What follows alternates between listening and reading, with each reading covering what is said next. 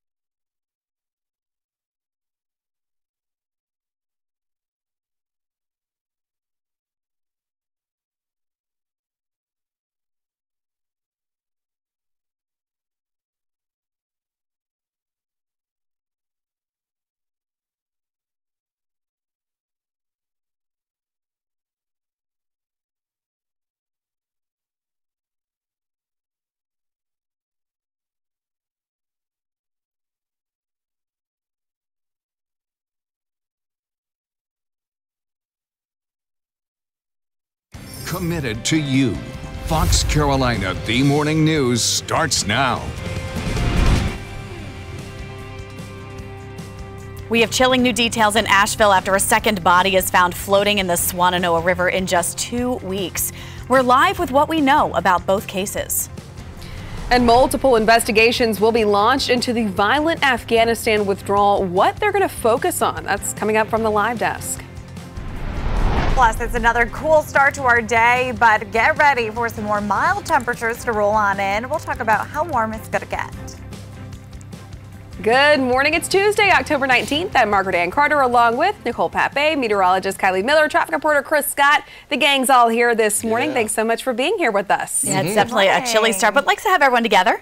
Yes. Yeah, glad to be back. Yeah, and it's really looking and feeling like fall out there. Now the colors really haven't changed too much here in the upstate, but get ready for it. Well, you know what? Honestly, though, yearly, Halloween is about the time we see good fall color. Yeah, we've got 12 days. Yeah, so hey, we're right on target, and these cooler temperatures will help really get that going down. A little howling at the moon going on up there too, you know. Yeah, the full moon happening tonight, and it's actually the hunter's moon too. So yes, it's bright right now, but it's even going to be brighter for tomorrow morning. Now, Fox Radar 3D showing us just those clear sky conditions. Now, temperatures are still quite chilly in the 30s for Asheville, Rutherford, and Brevard, 42 in Rainsville, 47 in Greenville, and 44 for folks in Union. So this afternoon, once the sun really does come up, it's going to start to approach the horizon here at about 7:30 this morning. We're looking at nice conditions, warmer temperatures than yesterday in the middle 70s for the upstate.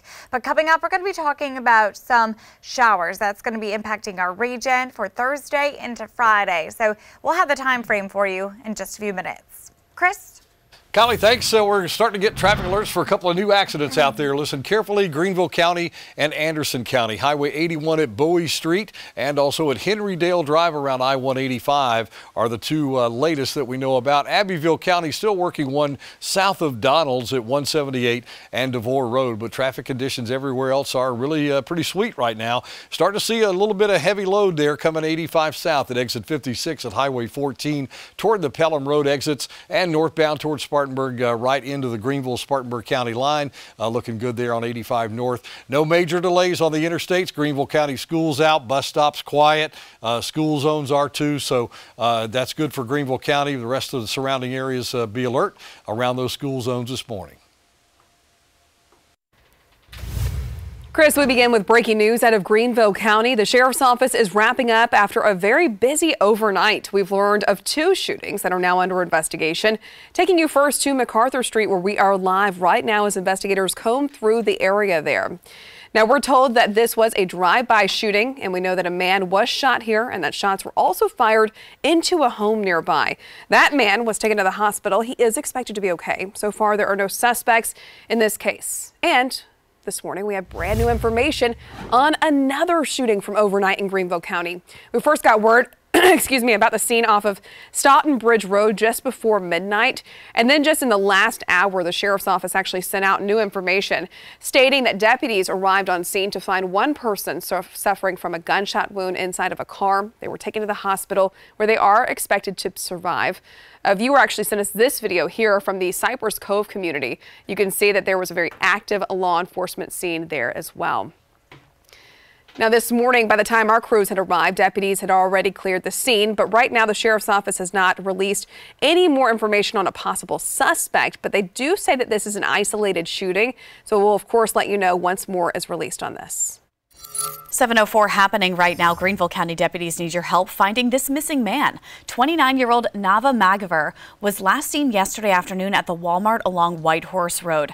Now, the sheriff's office tell us they aren't sure if he's in a car or on foot, and Nava is around 5'8". He's got brown hair. He was last known to be wearing a blue shirt. Anyone with information is asked to call 911. Now to a developing story in the mountains. This morning we are gathering information about a second body pulled from a river near a popular park in Asheville. We were there when that first body was discovered as well, and now this new case has many people asking questions. Fox Carolina's Lindsay Gibbs is live in Asheville with more on the investigations. Lindsay. Nicole, and it's chilling to know that this all happened in a pretty well-known area near Azalea Dog Park. A lot of people come here to walk their dogs, even hike around the area.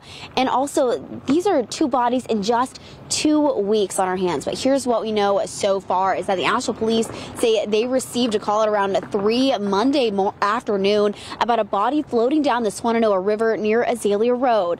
This is an area not far from the popular Azalea Road Dog Park. We are still waiting for the coroner to determine the name of the victim or how they died. Now, this is the second body pulled from the river in just 2 weeks. We were there after this young man, Jose Ramirez, was found in the river. He was only 19 years old. Police are still looking for the 2 suspects they say killed Jose. And at this point, we don't know if there's any connection to the 2 cases. Police say right now there is no information on any possible suspects in this latest investigation. Now, they do say if you know any information, you are encouraged to text TIPS to APD, and you are able to stay anonymous. Nicole. Yeah, tough to hear more happening up there, Lindsay. And as Lindsay did mention, this is the second body to be found in the Swannanoa River in less than a month. And right now, police are still trying to find these 2 people. They're wanted in connection to that first homicide of 19-year-old Jose Ramirez. This is a look at Samuel De La Cruz and Roberto Ramirez Robles. If you see them or know where they are, you're asked to call the Asheville Police Department. Now to a case the entire nation is following and one unfolding in our own backyard. In a matter of hours, former prominent attorney Alec Murdaugh out of the Low Country will appear before a judge. That's where he will face a new charge Our new charge is in connection to the death of his late housekeeper. Murdaugh was brought back to South Carolina just yesterday and booked into the Richland County Detention Center. Last week, he was arrested at a drug rehab center near Orlando, where he was staying to address his opioid addiction. Today, his lawyers plan to ask a judge to grant him bond after spending just 5 nights in jail following his second arrest in a month.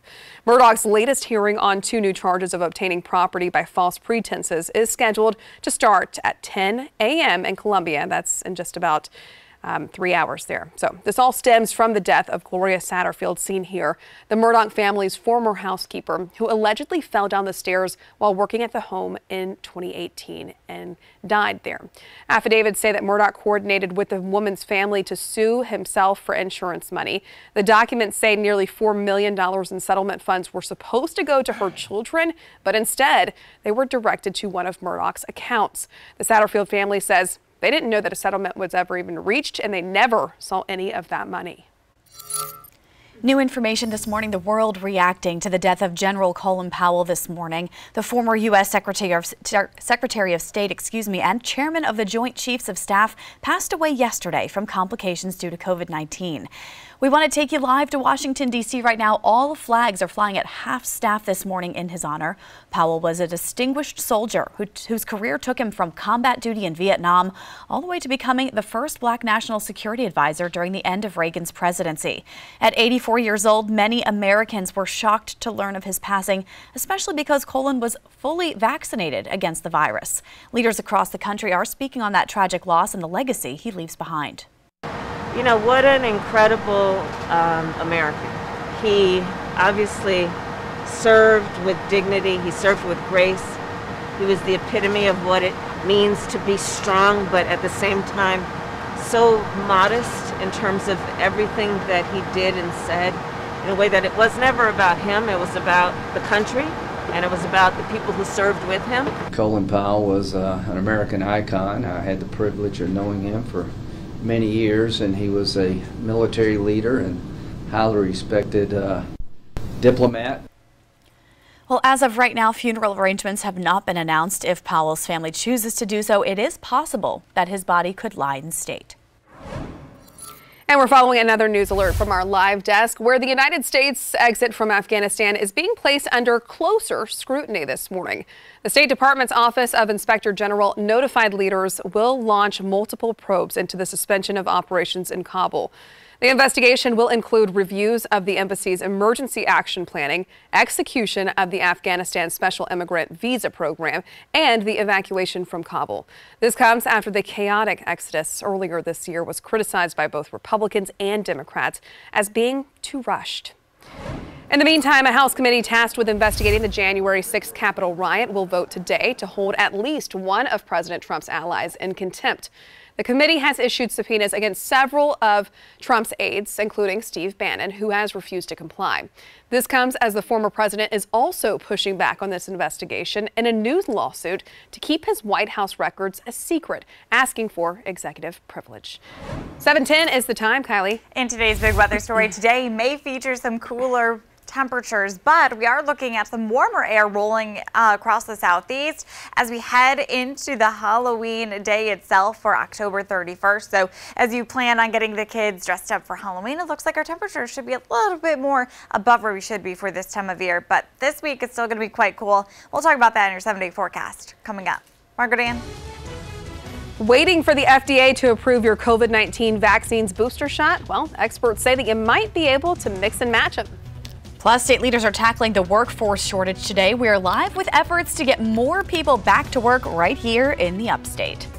Now I'm going to get yesterday's winning lottery numbers. The midday pick 3, 877. The pick 4 is 1302. They have a fireball of 4. The evening winning numbers, we'll get those up for you. The pick 3, 585. The pick 4 is 8883. They have a fireball of 6. And your cash 5 is 12, 13, 26, 27, 34 with a multiplier of 2. Now to the winning Powerball lottery numbers: 30, 32, 48, 53, 63 with a Powerball of 12. Good luck. Check your tickets. We're taking you live outside this morning as we get back to break right after this on The Morning News.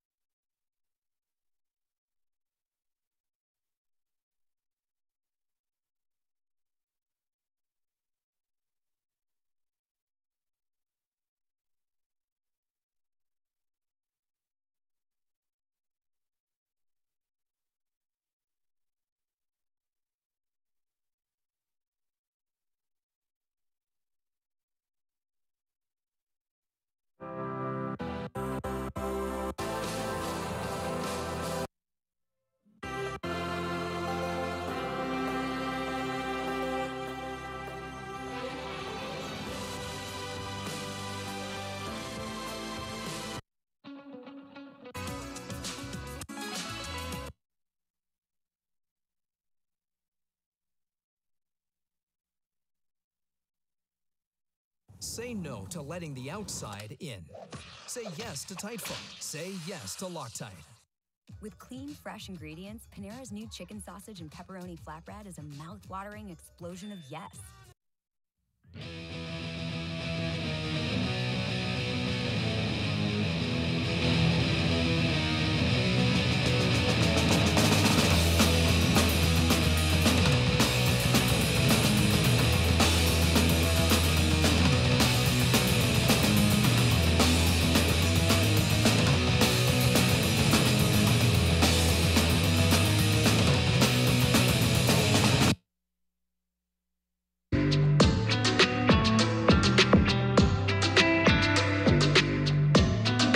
Watching Fox Carolina, the morning news. Welcome back. You're taking a live look just before sunrise here along I-85 right off of Pelham Road, where traffic is picking up this morning in Greenville County. Things out there looking pretty decent right now, though. Of course, we'll be checking in with Chris Scott as that traffic continues to pick up for rush hour. Now to the latest news alerts as far as the COVID vaccines. The FDA may give its okay this week to mix and match COVID booster shots. This means that you could get a booster shot that was a different brand from the one that you initially received. Last week, a study was released that showed any combination was safe and showed a revved up immune response. It's possible that the FDA might note that getting the same vaccine as a booster is preferable, but the decision would fulfill the request of state health officials who want increased flexibility. And this comes as the CDC updates their definition of what it means to be fully vaccinated to include brands still in their clinical trials. This means that the agency is now counting those with AstraZeneca and Novavax shots as fully vaccinated. A person should also be considered fully immune even if they mix those vaccines as well. 7:15 in this morning's Money Solutions. State leaders are coming together this morning to figure out a solution to a problem many of us have experienced firsthand. It's that workforce shortage. Experts say there are plenty of jobs, but not enough people to fill them. Fox Carolina's Grace Runkle has been following this problem for months. Grace, live in Greenville right now with more.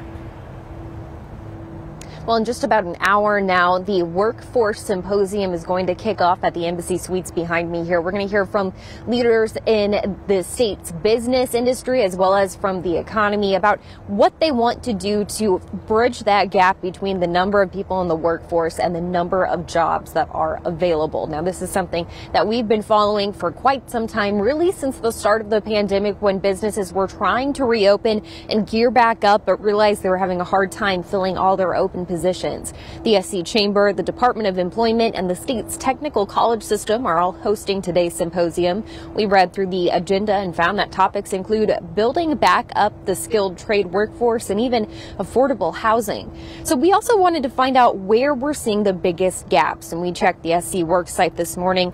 Thousands of jobs are posted, but the field with the most openings by far are for registered nurses. After that, the demand is pretty even for jobs in retail, customer service, truck driving, and managerial positions. Now, we've been monitoring these numbers specifically for a while, and this is a trend that's held steady for a couple months now. Now, that symposium starts at 8 this morning, so just under an hour at this point. We're going to be heading inside soon, so you can stick with us all day long for continuing coverage. Right now, though, I'll toss things over to Kylie for a look at the weather. Fox Carolina weather. Weather Rate's certified most accurate local forecast. Thanks very much, Grace. It is a chilly start to our day as we're in the 30s for some folks, but mainly for the 40s in the upstate. By lunchtime, 60s will be on tap. And then today we will peak in the 70s. So if you want to grab lunch or dinner and eat it outdoors, I think it's going to be a great day to do so, as we'll have copious amounts of sunshine. But this morning it's still quite chilly, so the jackets are needed before you head out the door. We're at 39 degrees in Hendersonville, 42 in Waynesville, 37 for our friends in Brevard, and 44 degrees currently in Union and Anderson. So everything's quiet on Fox Radar 3D. This is what we like to see, all thanks to an area of high pressure, but that's just creating some very chilly mornings. And that's going to be the trend really from here on out, since it's this time of year. High pressure is at control for today as well as tomorrow, but tomorrow we will start to see a little bit more in terms of cloud cover, staying mild for both of these days, today as well as tomorrow. Now let's go ahead and look at Thursday. Thursday and Friday, a cold front's going to move through. This cold front is going to be a quicker moving system, and it's really just going to give us a few spotty rain showers for both of the days. Just a 20% chance of rain. So really that's about it. If you have any outdoor plans, keep them because it's really not going to impact us too much. But looking ahead to the weekend, once this disturbance rolls through, high pressure will build in once again, but it's going to create some cooler conditions as we're going to be holding on to some of that more northern air filtering across the southern plain. So we are looking at temperatures much cooler for Saturday, Sunday, and even into the early days of next week. But for today, above where we should be for this time of year, warmer than yesterday. 75 degrees for the high temperature, 72 is normal for the upstate, and we're looking at 72 degrees, so right there for the mountains. Really, it's going to be a nice fall day. So if you have any Halloween decorations to put up, or you have yard work to do, or maybe you want to get your car washed, today is looking like a fantastic day. Now, looking over your 7-day forecast, putting everything together for you, temperatures will be even warmer tomorrow, more mild in the upper 70s for the upstate, and we'll hold on to the middle 70s for the mountains. 70s will hold strong for the rest of the work week, but then look ahead to the weekend. Saturday, Sunday, temperatures will fall into the 60s and 70s, and then we're looking at mostly sunny sky conditions for those days as well.